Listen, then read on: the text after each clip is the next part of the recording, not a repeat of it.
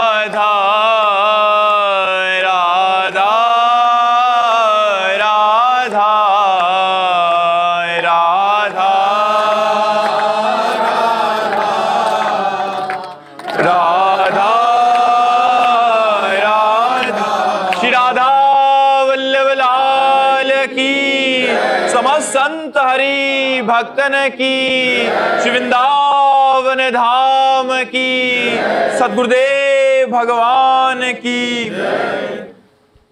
स्वीटी जी मुंबई से, राधे राधे महाराज जी। महाराज जी, हमारे परम पिता परमेश्वर तक पहुंचने का सबसे सुगम और सबसे सुंदर मार्ग साधक के लिए कौन सा है? जो श्रीमद् भागवत में गोकर्ण जी ने अपने पिता को उपदेश किया था, उसमें कहा धर्मं भजस्व सततम त्यज लोक धर्मान सेवन सदा साधु पुरुषान जहि काम तृष्णाम अन्यस्य दोष गुण चिंतन मासु मुक्त्वा सेवा कथा रसमहो नितरा पिबत्वम। उपदेश किया कि सतत धर्म का भजन करना चाहिए। बोले किस धर्म का? बोले लोक धर्म का त्याग करके भागवत धर्म का। त्यज लोक धर्मान। लोक धर्मों की तब तक आवश्यकता है जब तक भगवान से परिचय नहीं हुआ, सत्संग नहीं हुआ। लेकिन जब सत्संग हो जाए तो लोक धर्मों का समर्पण भागवत धर्म में कर देना चाहिए। त्यज लोक धर्मान धर्मम भजस्व सततम। लेकिन त्यज लोक धर्मान, लोक धर्मों का त्याग कर, जैसे हम किसी के पिता हैं, किसी के पुत्र हैं, किसी के भाई हैं, हमारी कोई रिश्तेदारी, नातेदारी, समाज की जिम्मेदारी, इन सबका समर्पण भगवान में कर दो। सबकी ममता ताग बटोरी, मम पद्म नहीं बांध बटोरी। सब कर्मों का समर्पण और सब संबंधों का समर्पण, तो उसे भागवत धर्म कहते हैं। त्यज लोक धर्मान। हम सब लोक धर्मों में फंसे हुए, वो बड़े भाग्यशाली हैं जो धर्मों में तो फंसे हैं, लेकिन लोग धर्म का त्याग कर अधर्म में रति कर रहे हैं। तो पहले अधर्म की रति का त्याग, धर्म का पालन, फिर लोक धर्म का त्याग और भागवत धर्म की प्राप्ति। तो बोले तो बड़ा कठिन है, लोक धर्म का त्याग करके भागवत धर्म में स्थित होना बहुत कठिन है, क्योंकि लोक धर्म में थोड़ा मन तो जाता है, भागवत धर्म में तो बिल्कुल मन नहीं जाता। तो बोले क्या करें? तो आगे कहा, सेवन सदा साधु पुरुषान जय काम तृष्णाम, संतों का सेवन करो। यदि लोक धर्म का त्याग करके भागवत धर्म में स्थित होना है, जिससे भगवान सहित प्रसन्न होते हैं, तो बोले सेवन सदा साधु पुरुषान, सदा संतों की सेवा करो, संतों का सेवन करो। संतों का सेवा या सेवन का अर्थ है उनकी आज्ञा का पालन करना। वो जो उपदेश करते हैं वो अपने जीवन का उपदेश करते हैं। जो शास्त्रों में लिखा है उसका वो अनुभव करके उपदेश करते हैं, इसलिए उनकी आज्ञा उपदेश को मानना ही सेवा है। सेवा के और भी अंग हैं, जैसे वस्त्र सेवा, भोजन सेवा, औषधि सेवा, ये सब दूसरे स्तर पर है। पहले स्तर पर उनकी आज्ञा का पालन। यदि आज्ञा का पालन नहीं हो रहा और आप उनके समीप हो भी तो साधु संग हो रहा नहीं माना जाएगा। आप उनके शरीर के समीप हैं पर उनकी आज्ञा का उल्लंघन करते हैं तो साधु संग नहीं माना जाएगा। और आप हजारों कोस दूर हैं, उनकी आज्ञा का पालन कर रहे हैं तो आपका साधु संग माना जाएगा।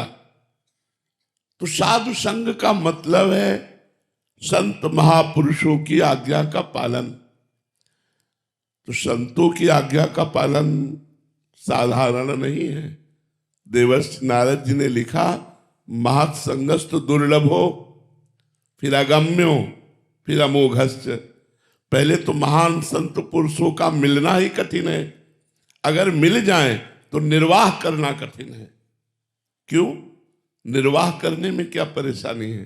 तो बोले काम और तृष्णा, जय काम तृष्णाम। यदि काम और तृष्णा का त्याग करके, कामना और तृष्णा का, तृष्णा कहते हैं भोगे हुए भोग को पुनः भोगने की इच्छा, कामना कहते हैं पढ़े हुए, सुने हुए, देखे हुए भोगों को भोगने की इच्छा। पढ़े हुए, सुने हुए, देखे हुए भोगों को भोगने की इच्छा का नाम कामना, और भोगे हुए भोग को पुनः भोगने की इच्छा का नाम तृष्णा। तो बोले जय काम तृष्णाम। यदि हम कामना और तृष्णा का त्याग करके, इसीलिए लिखा अगम्यो, संत तो मिल जाते हैं लेकिन लाभ कोई बिरला ही ले पाता है। क्यों? क्योंकि वो अपनी कामना और भोग तृष्णा के कारण संत की आज्ञा का उल्लंघन कर देता है, उनके बताए हुए मार्ग को छोड़ देता है तो पतित हो जाता है। अगर वो आज्ञा का पालन कर ले जाए तो बोले अमोघश्च, निश्चित भगवत प्राप्ति हो जाए। तो जय काम तृष्णाम, कामना तृष्णा का त्याग करे और परहेज रखे इस बात का, अन्यस्य दोष गुण चिंतन मास मुक्त्वा। ना किसी के हमें दोष देखने हैं और ना किसी के गुण, क्योंकि दोनों माया में है। तात सुनो माया गुण और दोष अनेक, गुण या उभय न देखी, देखी सो अविवेक। ये जो मायाकृत गुण दोष है ये दोनों नहीं देखना है, क्योंकि गुण देखने से हमें अभिमान की पुष्टता होगी, दोष देखने से निंदा करने की बात आएगी। तो हमें न गुण देखना है न दोष, सब में भगवान को देखना है। बोले अन्यस्य दोष गुण चिंतन मासु मुक्त्वा, दूसरे के गुण दोषों के चिंतन का त्याग कर दे और कामना तृष्णा का त्याग कर दे और संत समागम करे और भागवत धर्म का पालन करे, भगवान की कथा सुने, भगवान का नाम जप करे, इससे सर्व सिद्धि हो जाएगी। चाहे निराकार का साक्षात करना चाहो, चाहे साकार का साक्षात्कार करना चाहो, जो चाहो वो प्राप्त हो जाएगा। इतना जीवन में होना चाहिए। महापुरुषों का संग, भागवत धर्म का पालन, अर्थात समस्त कर्म भगवान को समर्पित, ये भागवत धर्म है। और भगवान की सेवा, कथा और नाम जप, शरीर से सेवा, भगवत स्वरूप सबको मान करके, किसी के दोष गुण का चिंतन नहीं, निरंतर भगवान का चिंतन, निश्चित भगवत प्राप्ति। अब भजन हो रहा है और पर निंदा कर रहे हो तो भगवत प्राप्ति नहीं होगी। भजन हो रहा है और व्यभिचार कर रहे हो, भगवत प्राप्ति नहीं होगी।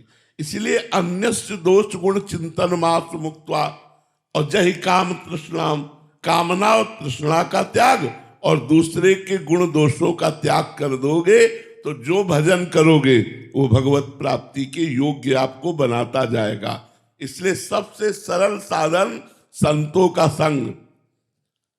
संतों के संग में जो हमें उपदेश सुनने को मिले उनको आचरणों में उतारे और नाम जप करे तो निश्चित भगवत प्राप्ति हो जाएगी। जीत प्रजापति जी पुणे से। श्री हरिवंश। श्री हरिवंश महाराज जी। महाराज जी, जब अहंकार का लय हो जाए और कर्तापन शेष ना रहे तब निर्णय कौन करता है, या फिर सब कुछ श्री जी की कृपा से स्वतः ही घटित होता है? स्वतः ही होता है।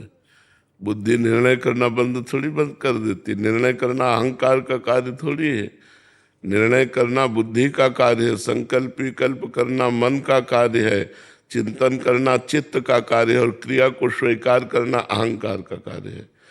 तो क्रिया जब अस्वीकृत हो जाती है तो जीवन मुक्तता की तरफ जाता है। क्रिया जब स्वीकृत हो जाती है तो बंधन की तरफ जाता है। तो बंधन मात्र नष्ट होता है, कार्य तो वैसे ही होता रहता है।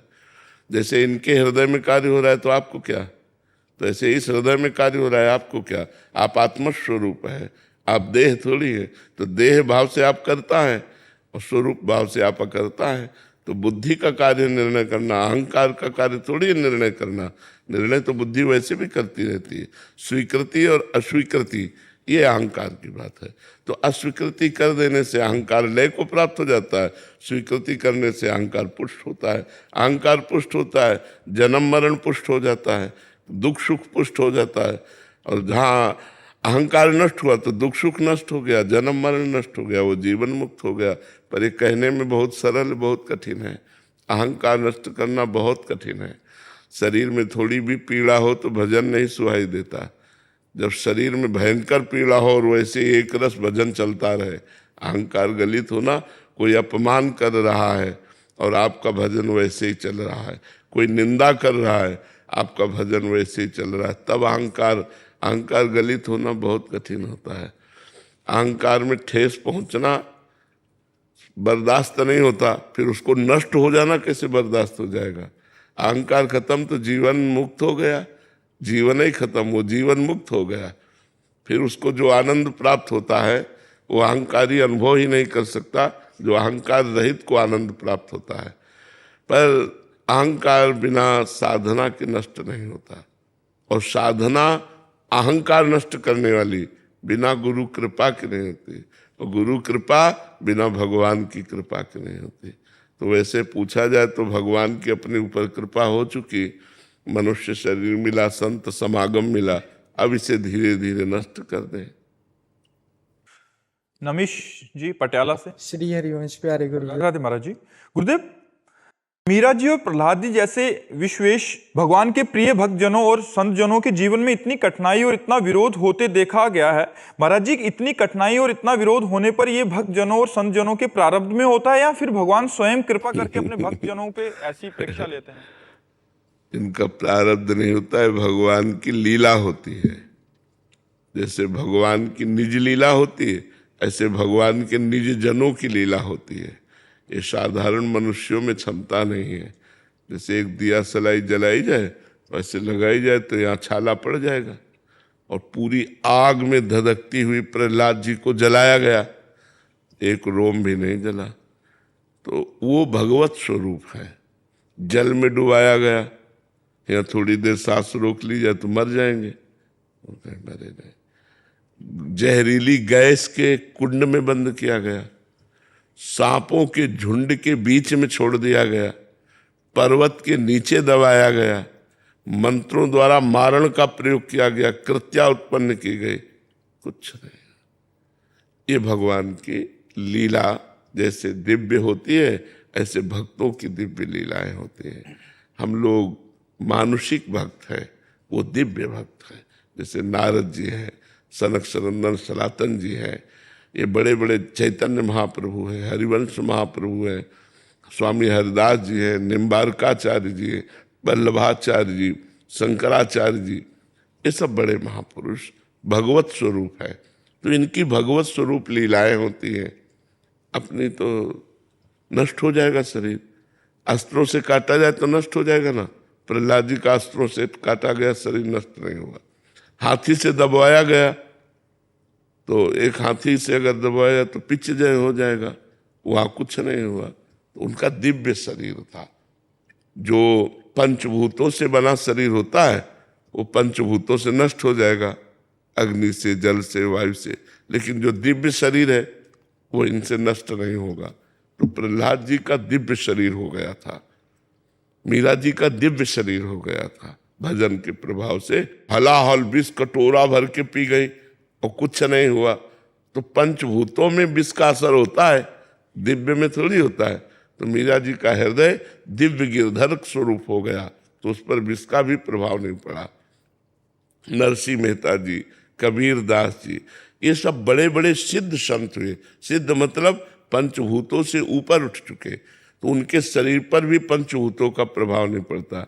जैसे प्रहलाद जी के ऊपर हुआ, ऐसे ही कबीर दास जी के ऊपर हुआ।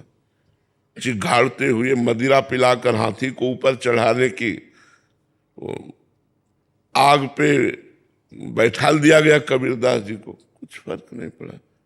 तो अपने लोगों के शरीर पंचभूत रचित, पंचभूतमय है। उनके पंचभूत जैसे दिखते हैं पर चिदानंदमय है, पंचभूतमय नहीं है। इसलिए उन भक्तों के ऊपर जो प्रभाव हुआ वो प्रारब्ध नहीं है, वो भगवान की दिव्य लीलाएं हैं।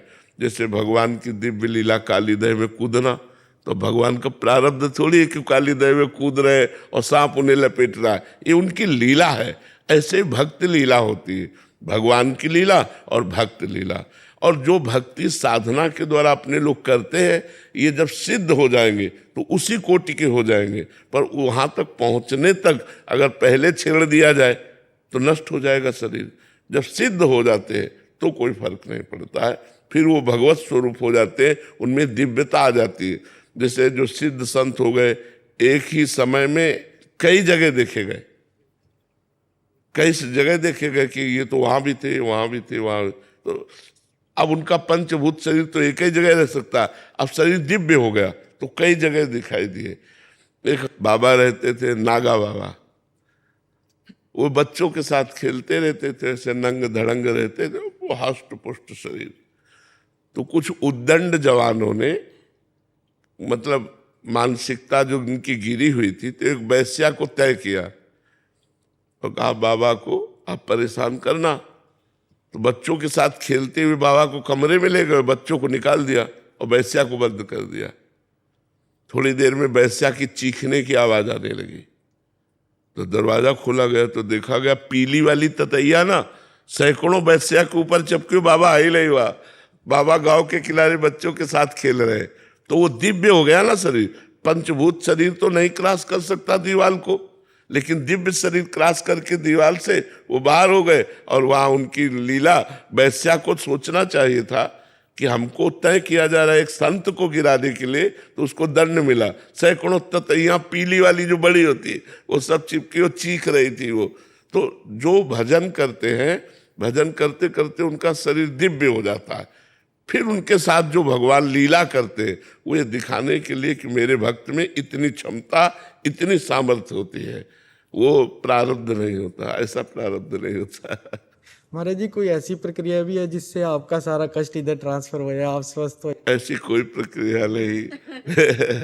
हाँ नहीं, निज निज को न काहू के सुख दुख कर दाता, निज कृत कर्म भोग सुन भ्राता। इस शरीर का निज कर्म है, इसलिए निज शरीर को ही भोगना पड़ेगा। आप लोग सुखी रहे, आनंदित रहे, हम सुखी हैं, ये बाहरी कष्ट से कोई फर्क नहीं पड़ता। अब जिनके भक्त आग में जलाए गए कोई कष्ट नहीं हुआ, है तो उन्हीं के भक्त। हाँ, उस कोटि के नहीं है पर है तो उन्हीं के भक्त, तो उन्हीं का प्रभाव है कि शरीर में कष्ट ये सब है पर उसका प्रभाव नहीं। मन आनंदित है, मन प्रसन्न है। आप लोग सुखी रहिए और खूब भजन कीजिए। देवोलीना जी असम से।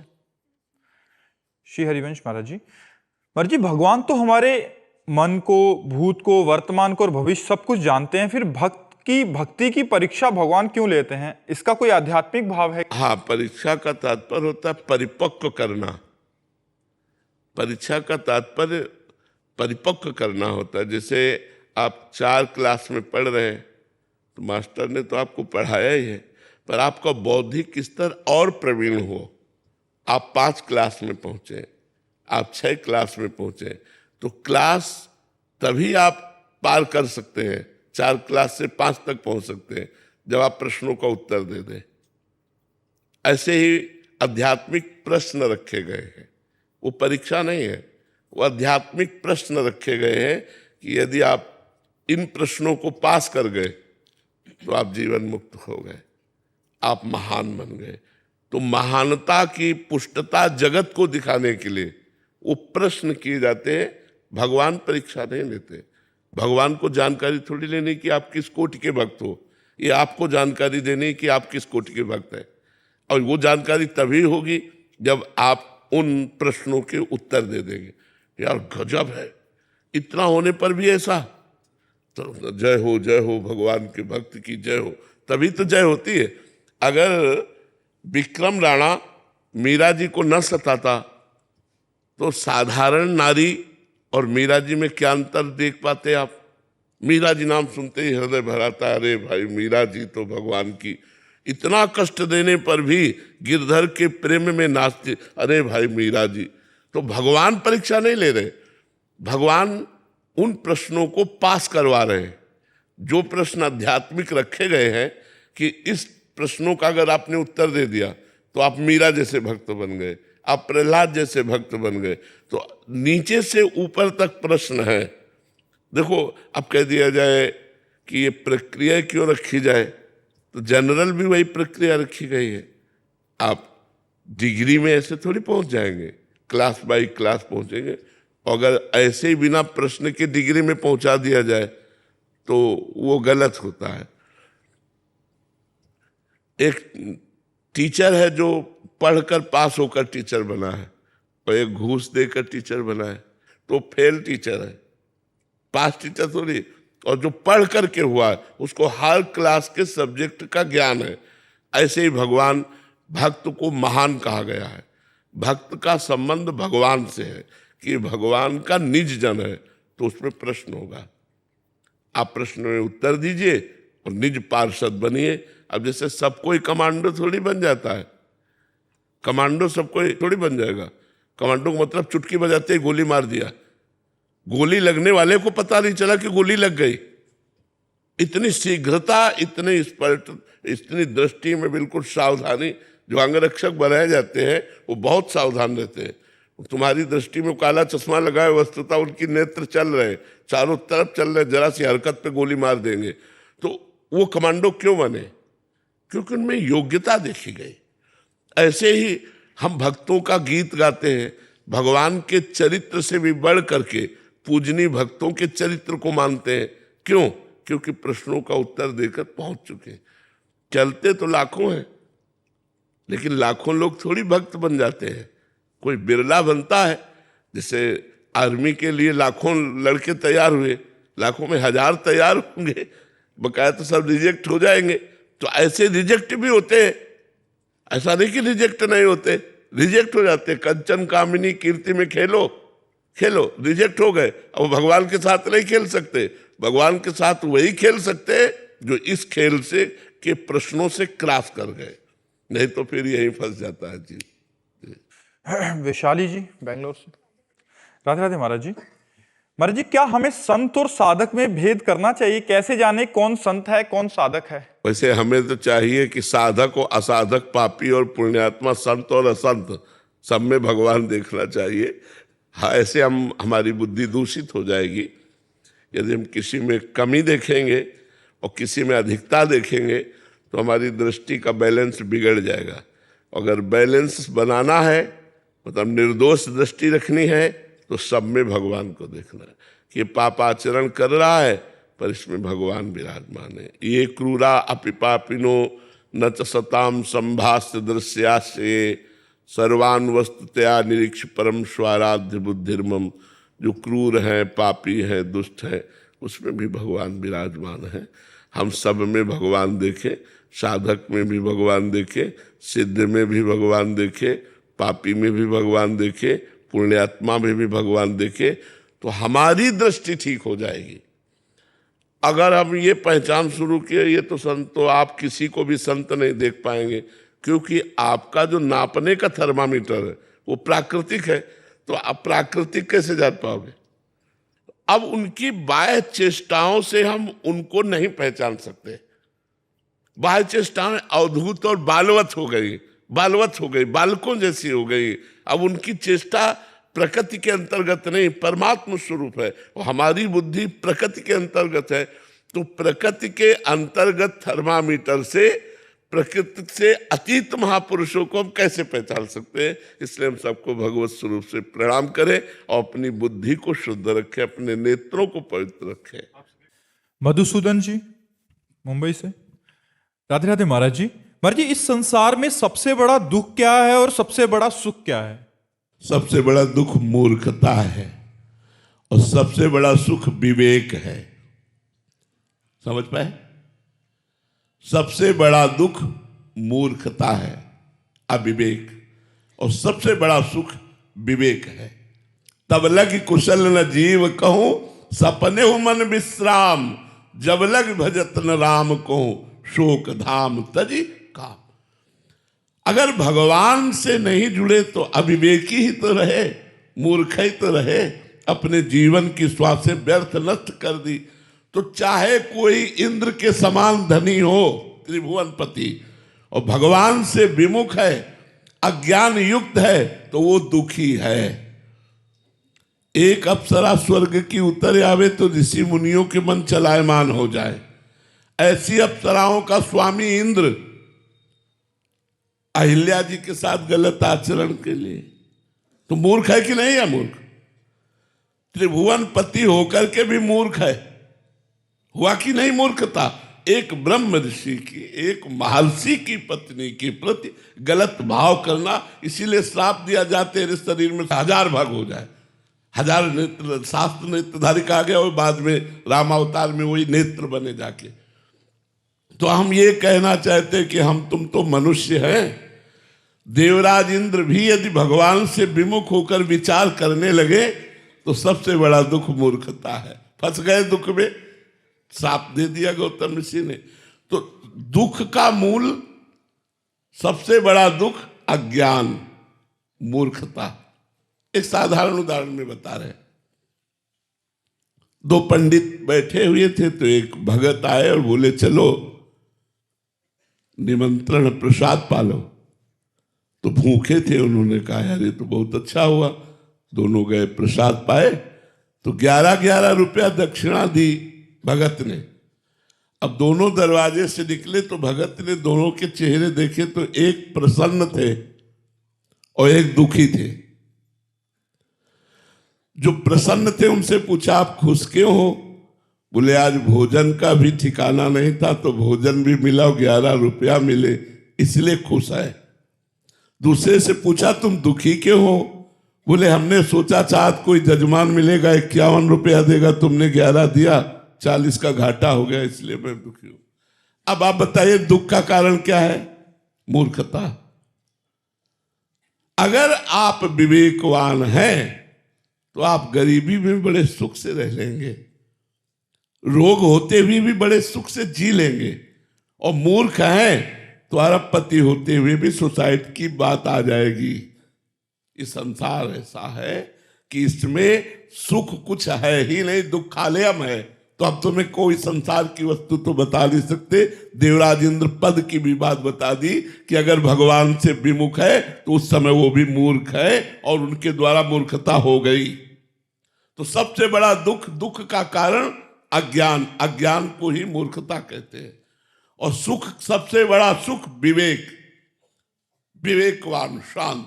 एक उपासक गंगा जी की तरंगें देख करके ऐसे भगवत चिंतन करते हुए शांत बैठा था, तो एक उनका दोस्त आया, उसने कहा, "ए, शांत क्यों बैठे हो, कुछ करो।" बोले, "क्या करें, कोई व्यापार नौकरी, कुछ ऐसे बैठे क्यों हो?" बोले, "ठीक है, व्यापार नौकरी करेंगे तो क्या होगा?" बोले, "धन मिलेगा।" "धन मिलेगा, फिर क्या करेंगे?" बोले, "आराम से खाएंगे, शांत बैठेंगे।" बोले, "शांत बैठे तो हैं, शांत बैठे तो क्यों परेशान कर, चल। सबका परिणाम क्या चाहते हो? शांति। वो विवेक में है, वो धन में नहीं है।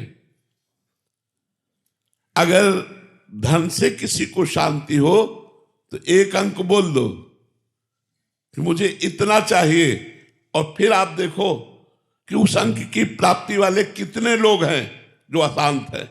जिस अंक को आप चाहते हो कि अगर इतना रुपया हो तो मैं सुखी हो जाऊं, तो उतना रुपया वाला है भारत में, लेकिन वो सुखी नहीं है, वो शांत नहीं है। वो भी सुख शांति के लिए खोज कर रहा है, लेकिन गलत दिशा में। ऐश्वर्य में, वैभव में सुख नहीं है। सुख भगवान के नाम में, भगवान के रूप में, भगवान की लीला में, भगवान के धाम में है। संसार को भगवान ने दुखालयम अशाश्वतम कहा है। तो सबसे बड़ा सुख विवेक, और सबसे बड़ा दुख अज्ञान, मूर्खता। महाराज जी, इसमें एक वो है कि जैसे आपने बोला सुख और दुख, महाराज जी हमें तो जो दुख है वो हमें सुख नजर आ रहा है, और जो सुख है वो हमें दुख नजर आ रहा है। तो वो प्रकट में भी, क्योंकि मन भोगता है। देखो, जब भगवान ने कहा परिणाम में दुख है, तो तुमको भी नजर दुख ही आएगा, देख लेना। तुम शरीर को सुख मान रहे हो, ये शरीर एक दिन छूटेगा, ये शरीर एक दिन तुमको रुलाएगा, इससे किए हुए कर्म दुख देंगे। और जब दुख हो आएगा शरीर में ना, तब तुम्हें पता चलेगा कि परिणाम दुख ही है। अगर सुख चाहना तो भगवान से चित्त जोड़ो। ये शरीर सुखमय नहीं, ये संसार सुखमय नहीं, अज्ञान के कारण सुखमय दिखाई दे रहा है। आप भी जान रहे हैं कहीं ना कहीं, हर भोग भोगने के बाद आप अशांत हैं, अतृप्त हैं, आपको चाहिए। ये चाह कब तक नहीं मिटेगी? जब तक भगवान से नहीं जुड़ोगे। चाहिए, सबको चाहिए, सब कोई बैठा हुआ है यहां, सब देख लो, चाहिए। अब वो चाह अलग अलग होगी, लेकिन चाहिए। मुझे कुछ नहीं चाहिए, ये वही कह सकता है जिसने भगवान से चित्त को जोड़ा है। जाहि न चाहे कबहु कछु, तुम सन सहज सने, बसो निरंतर तासुर सो राउर निज गे। महाराज जी, इसकी यात्रा बहुत लंबी है, तो बीच का बहुत वो मन जलता है, और ये तत्कालिक सुख मिलते। इसीलिए कहा गया है, भजन न होई संग बिनु, भजन बिना नहीं प्रेम, छिन्हु भजन न छाड़िए, धरिए या ध्रुव नेम। बिना संतों के संग के यात्रा पूरी नहीं होती, न प्रारंभ होती है न पूरी होती है। प्रारंभ भी है तो प्रथम भगत संतन कर संगा। ये आध्यात्म की यात्रा सत्संग से ही प्रारंभ होती है, और सत्संग में ही मध्य होता है, और सत्संग में ही विश्राम है। आप ये समझो, जो बड़े सिद्ध महापुरुष वो क्या करते हैं? सत्संग ही तो करते हैं। आप सनक सनंदन सनातन सनत कुमार जी आपस में बैठकर एक प्रवक्ता बन गया, 3 श्रोता बन गए, महामहिम भगवान की चर्चा सुनते रहते हैं। तो साधन भी सत्संग है, और यात्रा भी सत्संग है, और साध्य भी सत्संग है। अगर सत्संग ना मिले तो साधक लड़खड़ा के गिर जाएगा, माया में इतनी फिसलन है। अगर हमें रोज सत्संग मिले तो नया उत्साह बनता है, हम भी परमार्थ में चल सकते हैं। देखो, बहुत से भाई ऐसे हैं जो आके यहाँ बोले कि हम शराब छोड़ दिए, हम मांस छोड़ दिए, 2 साल पहले, 6 महीने पहले आए, आज हैं, लेकिन सत्संग ने सुधार उनका 2 साल पहले शुरू कर दिया था। यदि हमें सत्संग सुनने को मिले तो हमारे गंदे आचरण छूट जाए, हमारे अंदर उत्साह बने, हम भी भगवान को प्राप्त करें, हम भी सच्चिदानंद सुख की तरफ चले। सत्संग ना मिलेगा तो फिर नहीं। मत कीरति गति भूति भलाई, जब जेहि जतन जहां जेहि पाई, सो जानो सत्संग प्रभाव, लोकों वेद ना अनुपाओ। अगर सत्संग मिलता रहे तो जो प्रारंभ और अंत के बीच की यात्रा मध्य है, वो बहुत आराम से कट जाएगी। क्योंकि सत्संग में कष्ट सहने का नया उत्साह प्राप्त करते हैं। अध्यात्म में कष्ट इस बात का होता है कि जिन भोगों को हम प्यार करते हैं, जिन भोगों को हम भोगना चाहते हैं, वो अंदर लालसा है पर हम बाहर भोग नहीं रहे।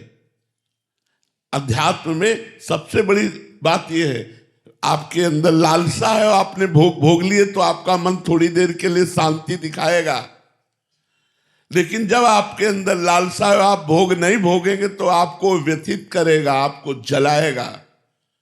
उस जलन को हम कहां शांत करें? उस जलन को हम सत्संग के द्वारा शांत करते हैं। जब हम सुनते तो सहने की ताकत आती, नहीं हम भी चलेंगे, हम भी भगवत मार्ग में चल सकते हैं। और वो एक ऐसा बल मिलता है कि हम गलत आचरण छोड़ देते हैं। यहां तक कि धर्ममय विषयों से भी वैराग्य हो जाता है। अधार्मिक विषयों की तो बात जाने दो, धर्ममय विषय भोगों से भी वैराग्य हो जाता है और वो भगवान के चिंतन में, भले गृहस्थ में हो, एक संत की तरह जीवन व्यतीत करता है। महाराज जी, आपने बोला कि भगवत प्राप्ति के बाद शाश्वत सुख का प्राप्ति होता है। महाराज जी, क्या बीच यात्रा में भी सुख का अनुभव होने लग जाता है? बहुत जोर का होता है। जब तक पाप नष्ट नहीं होते तब तक की बात अलग है। नहीं, रोना आता है, आनंद से हृदय इतना भर जाता है कि वो आनंद तो कहीं है ही नहीं। किसी भी विषय भोगने में वो आनंद नहीं जो भगवान के चिंतन करके रोने में आनंद आता है। वो किसी कहीं भी कोई सुख नहीं है, वो बात समझो। पर ये थोड़ी यात्रा बहुत जलन की है कि हम विषय भोगना चाहते हैं पर विषय भोगेंगे नहीं, क्योंकि भगवान के मार्ग में चलते हैं। तो विषयों के त्याग जनित दुख और भगवदानंद से विमुख, अभी भगवदानंद मिला नहीं। अब ये यात्रा बिना साधु संग के नहीं हो सकती, नहीं साधक भ्रष्ट हो ही जाता है। इसलिए साधु संग की अत्यंत आवश्यकता है। भ्रष्ट मानवता गिरना, अपने मार्ग से हम गिरे ना, इसके लिए हमें रोज सत्संग चाहिए, रोज साधु सेवा चाहिए, साधु संग चाहिए। तो मानो आप लोगों को इतनी दूर आकर के बैठने को मिल रहा, लेकिन ये सुनने को तो आपको कहीं से भी मिल सकता है। तो आप सुन करके आप अपनी नई चेतना जागृत करें और परमार्थ में बढ़ें। ये थोड़ी यात्रा बहुत जलन की है, ये हम स्वीकार करते हैं। लेकिन जिसकी यात्रा ही पूरी जलन की है, उसमें से 2-4 कदम जलन वाले सह लेते हैं तो हमारा मंगल है। ये संसार की यात्रा तो जलन वाली ही है। चाहे जितना आप कुछ कर लो, आपका जलना शांत नहीं होगा। तभी जलना शांत होगा जब अध्यात्म में आओगे। आप देख लो, कुछ भी करके देख लो, कुछ भी, जो चाहो खाओ पियो करो, और फिर आप देखो कि आप शांत हो, क्या आप सुखी हो? नहीं, सब अशांत है। सुखी वही है जिसके अंदर ज्ञान जागृत हो रहा है, जो भगवान से जुड़ा है, जो पापाचरण को छोड़े हुए है, वो सुखी। हम थोड़ी यात्रा मानते हैं क्योंकि हमने खुद भोगा है। थोड़ी यात्रा बहुत जलन की है कि भगवदानंद मिला ले और विषयानंद छूटा ले। उसको भोगने की इच्छा है तो भोगेंगे नहीं, क्योंकि धर्म विरुद्ध है हमारे, पर भोगने की इच्छा है और भगवान मिले नहीं, भगवदानंद मिला नहीं, तो उस समय साधक को जो जलन सहनी पड़ती है, उसी का ही नाम भगवान देते हैं, अपनी दिव्य लीला में सम्मिलित कर लेते हैं, अपने दिव्य धाम को देते हैं। छोटी मोटी बात थोड़ी है। तो थोड़ी जलन तो सहनी पड़ेगी। कुछ वर्ष हो सकता है नाम जप करते हुए, साधना करते हुए आपको बिल्कुल कुछ अनुभव में ना आवे, और उल्टा अनुभव में आवे कि काम बढ़ रहा है, क्रोध बढ़ रहा है हमारे अंदर और विकार बढ़ रहे हैं, ऐसा भी अनुभव में आ सकता है। लेकिन आप डटे रहिए, आप हटिए नहीं, आप निराश मत होइए, मन के थकाने पर थकिए नहीं, तो आप अध्यात्म की ऊंचाई पर चढ़ जाएंगे। ये पक्की बात है। महाराज जी, अपनी तरफ से चलना होता है, उधर से भी कृपा होती है? नहीं, कृपा भगवान की आकर्षित करती है, लेकिन चलना तो अपने को ही होता है। ये तो अपने को ही करना पड़ेगा। बल भगवान देंगे। जैसे विषयों का त्याग करना है तो त्याग करने की चेष्टा तो हमें करनी है, लेकिन चेष्टा में बल भगवान देंगे, लेकिन हमको तो त्याग करना ही पड़ेगा। अब ऐसा नहीं कि हम मनमानी आचरण करें और कह दें कृपा संभाल लेगी, तो भाई ऐसा नहीं है। आपको संभलना पड़ेगा, तब कृपा आपको दिखाई देगी। अगर आप संभलोगे नहीं और कह दो कृपा, तो ऐसे तो सब पर कृपा है भगवान, सब पर मोर बराबर दया, भगवान सब पर दया कर रहे हो। पापाचरण करने वाले घोर पापी पे भी भगवान की दया है। भगवान किसी पर नाराज थोड़ी, करो, अपने अपने कर्मों का फल भोगोगे। हाँ, अब भगवान की शरण में हो गए, अब भगवान पक्षपात ले लेंगे, क्योंकि आप भगवान के शरणागत हो गए। निधि शरण जी इंदौर से। राधे राधे महाराज जी। गुरुदेव भगवान, संपूर्ण शरणागति किसे कहते हैं, और जो बेपरवाही वाली स्थिति आती है वो महाराज जी? वैसे कई बार चर्चा हो चुकी है, पर संपूर्ण शरणागति का मतलब है तन की सारी चेष्टाएं भगवान को समर्पित। भगवान को समर्पित वही चेष्टाएं होती जो धर्म में होती है। पाप में चेष्टाएं कि पाप करो कृष्णार्पणम मस्तु, ऐसा नहीं। जैसा शास्त्र आदेश करता वैसे चलना चाहिए। जो धर्ममय आचरण है उनको भगवान को समर्पित करना। तो जो भगवान को समर्पित करने की उत्साह रखता है वो पापाचरण क्यों करेगा? क्योंकि उसको हर आचरण भगवान को तदर्पिता अखिलाचारिता, हर आचरण भगवान को समर्पित करना है। तो प्रतिकूल से विसर्जनम, जो भगवान के आज्ञा के प्रतिकूल आचरण है उनका त्याग, और भगवान की आज्ञा के अनुसार कर्म करना और कर्म को भगवान को समर्पित कर देना, ये तन की शरणागति हो गई। वाणी से भगवान का यश गान करना, नाम कीर्तन करना, नाम जप करना, सत्य मृदु हितकर बोलना, वाणी समर्पित हो गई। मन से किसी का बुरा ना चाहना, गंदे विचार ना करना, गंदा संकल्प ना करना, भगवत विचारों में रहना, भगवत नाम का चिंतन, भगवत मंत्र का चिंतन, भगवत रूप का चिंतन, भगवत सेवा संबंधी संकल्प करना, तो मन शुद्ध, तन शुद्ध, मन शुद्ध, वाणी शुद्ध, तो स्वयं तो सच्चिदानंद में भगवान का अंश शुद्ध ही है, फिर पूर्ण शरणागत हो जाती है। अशुद्ध मन शरणागत नहीं होता। वो शरणागति का प्रारंभिक स्टेज भले ठीक है, लेकिन पूर्ण शरणागति में शुद्ध तन, अमलई अमलई निर्विकार, तनुवांग मनोभिर अमलई सोहम तवई वास्तिता। अमलई माने कोई विकार नहीं, कोई कामना नहीं, कोई चाहत नहीं, कोई पाप नहीं। तो शुद्ध तन, शुद्ध मन, शुद्ध वचन, तो हमारा भी शुद्ध स्वरूप है, वो सोहम तवई वास्तिता। वो प्रियालाल के पूर्ण शरणागत माना जाता है। प्रारंभ में वचन से शुरू होती है, नाथ मैं आपकी शरण में हूं। द्वितीय आचरणों से शुरू होती कि भगवद अर्पित आचरण। तृतीय फिर मन से शुरू होती मानसिक सेवा आदि, और चतुर्थ में स्वयं समर्पित हो जाता है। स्वयं समर्पित हो गया तब पूर्ण शरणागति होती। महाराज जी, साधक जब चलता है तो वाणी से भी करता है, अंदर से भी होता है, फिर भी जब गलती होती है, फिर जलन होती है, फिर वो भी जलन भी शरणागति का ही एक स्वरूप है हमारा। देखो, गलती तो तब तक होती रहेगी जब तक पूर्ण भगवान का ज्ञान नहीं होगा। गलती होती रहेगी, तब तक होती है, बड़ी ऊंचाई तक होती रहेगी। महाराज जी, आपने बोला ना कि वो उससे गलती होती नहीं है, बट फिर महाराज जी हम नहीं, वो जब अहम समर्पित हो जाता है। जब तक अहम समर्पित नहीं होता तब तक त्रुटि हो सकती है। ये बहुत लंबा खेल है, इसे कोई ऐसा न समझे कि साल 2 साल माला चला लेंगे तो हम विजयी हो जाएंगे। ऐसा नहीं है, ये बहुत अध्यात्म का प्रोसेस है, धैर्य पूर्वक चलना पड़ेगा। अगर हमसे त्रुटि हो जाती है तो वो मेरी कमी है, और मैं उसे सुधारने की भगवान की कृपा बल से कोशिश करूं, और भगवान से क्षमा याचना मांगूं और चलूं। उसे अपनी गलती समझे, उसे अपनी कमी समझे और उसे दूर करने की चेष्टा करे। निर्दोष मन, निर्दोष तन, निर्दोष वाणी पूर्ण शरणागत होती है। जब तक दोष है तो शरणागत का प्रोसेस शुरू है, पूर्ण शरणागति नहीं है। महाराज जी, जब बार बार फिर वही गलती हो रही है तो फिर चिल्ला भी रहा है अंदर से साधक की बहुत रो रहा है, प्रभु हो जाए ठीक, फिर नाटक माना जाता है। फिर नाटक, वो सही नहीं।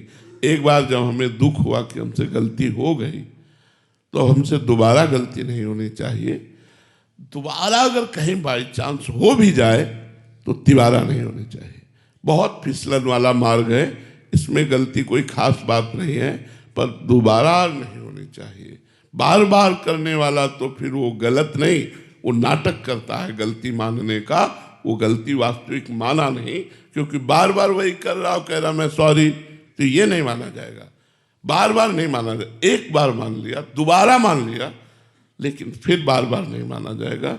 इसलिए अगर अपने भगवान के जनों से ऐसी कभी भूल चूक, तो बहुत सहज में वो कृपा करके बचा लेते हैं।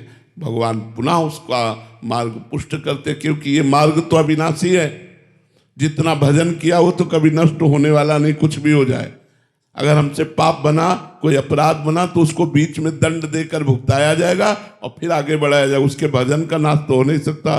तो वो तपस्वी, वो भजनानंदी जितना भजन किए है वो तो सुरक्षित रखा हुआ है। अपराध हुआ, उसका दंड भोगा और फिर वहीं उसी स्थिति से वो थोड़े कि काका गागा पढ़ेगा, उसी स्थिति से वो चल पड़ेगा। तो उसकी तेज चाल है, तो जो रुकावट हुई थी वो सेकंडों में खत्म हो जाती है और वो आगे बढ़ जाता है। भगवान कृपा न करे तो रुकावट ही रुकावट है मार्ग में, और भगवान कृपा करे तो ऐसे ही देर न लगे। सीम की चाप सके को तासु, बड़ रखवार रमापति जासु। तो भगवान का आश्रय लेकर बहुत बार गलती न करे। एक दो बार तो माना कि गलती हो जाती है, बड़े बड़ों से हो जाती है, माया धूल झोंक कर बुद्धि को भ्रष्ट कर देती है।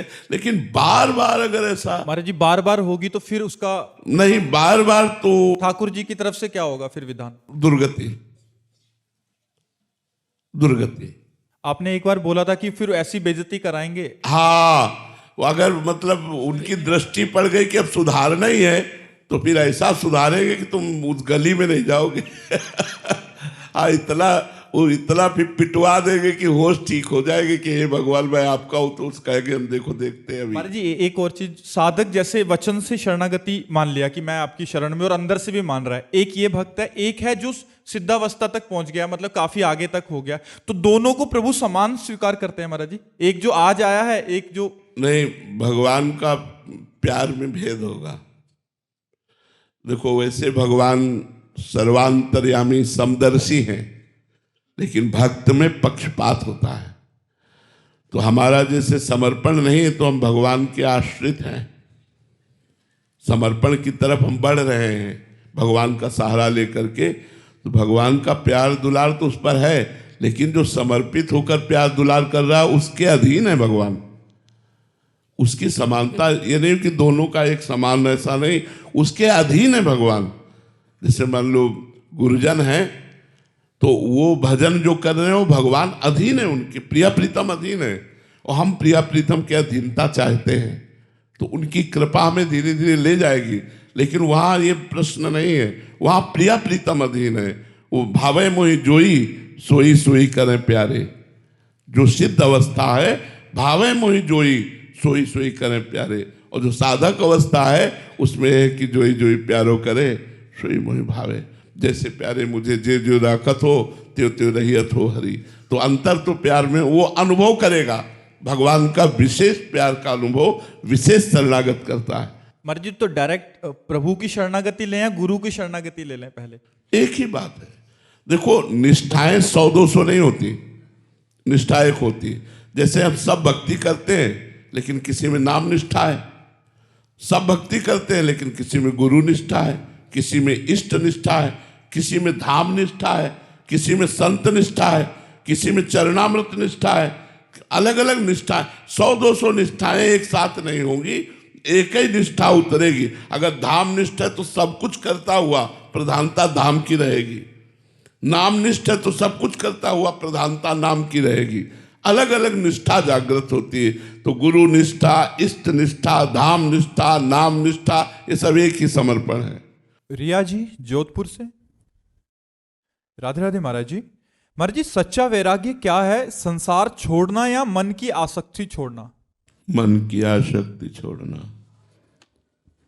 आसक्तिहीन मन अगर वैश्यालय में भी बैठा हो तो कोई फर्क नहीं पड़ता, और आसक्ति युक्त मन यदि जंगल में भी रहे तो भी वो बंधन को ही प्राप्त हो जाएगा।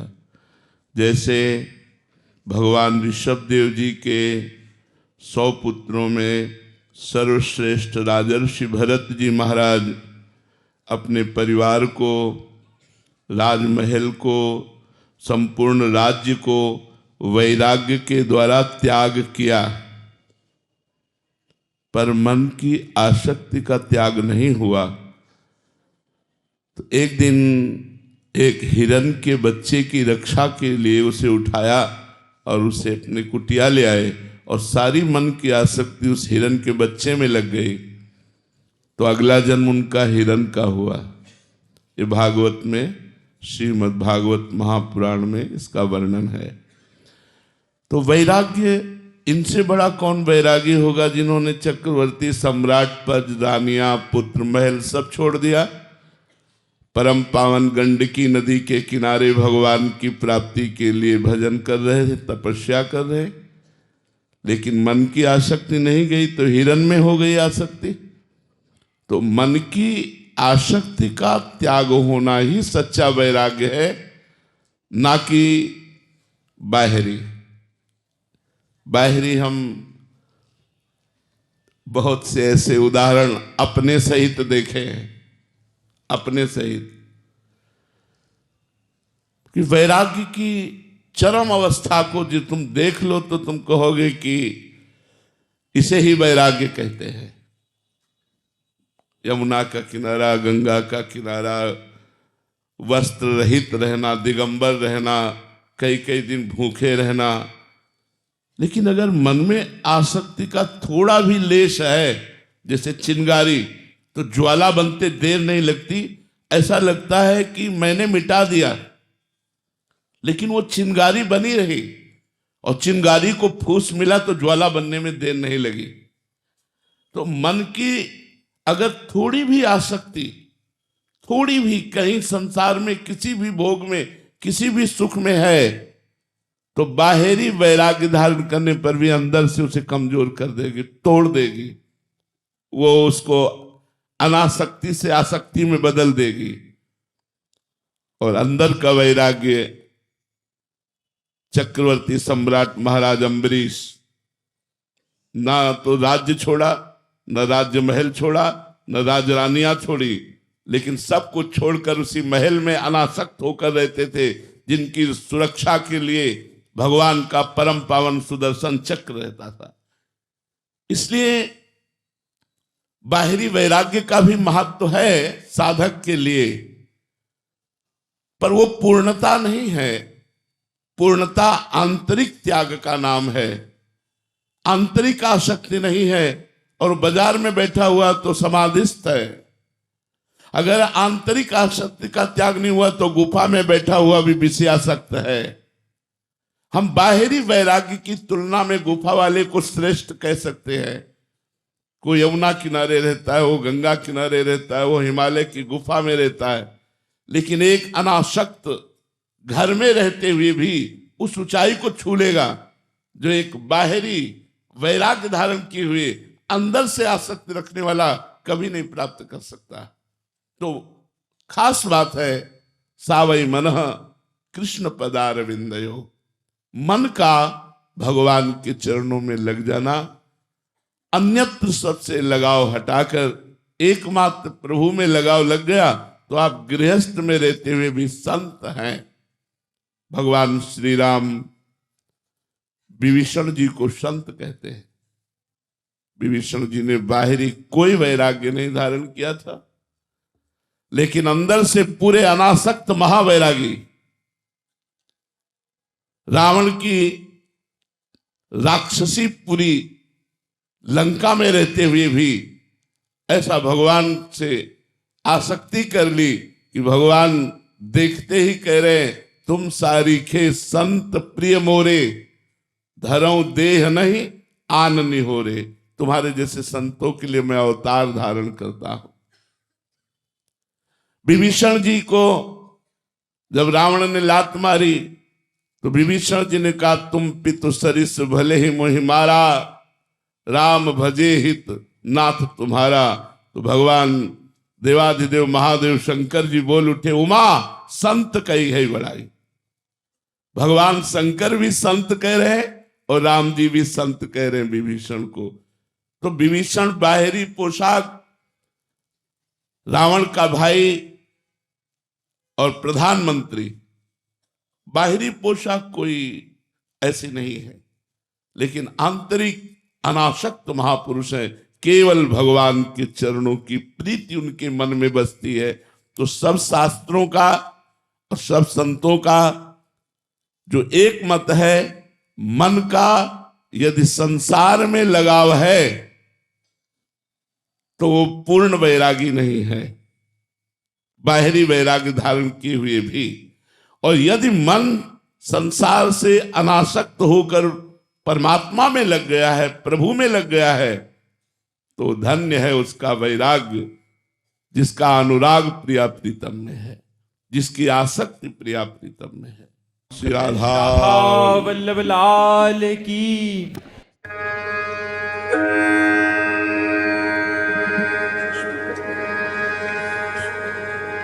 जी 2200 श्रुतियों को दर्शन एक संग बीणा में ही हुआ जी। स्वर तो 7 ही है पर श्रुति 22 है, तो इनको सूक्ष्म जो दर्शन है वो वीणा जी में, तार वाद्य में।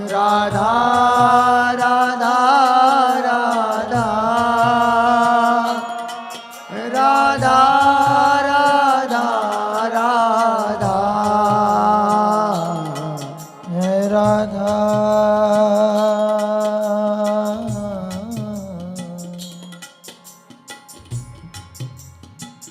राधा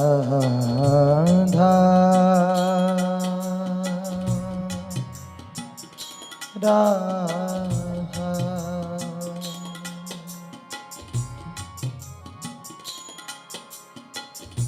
इतनो तो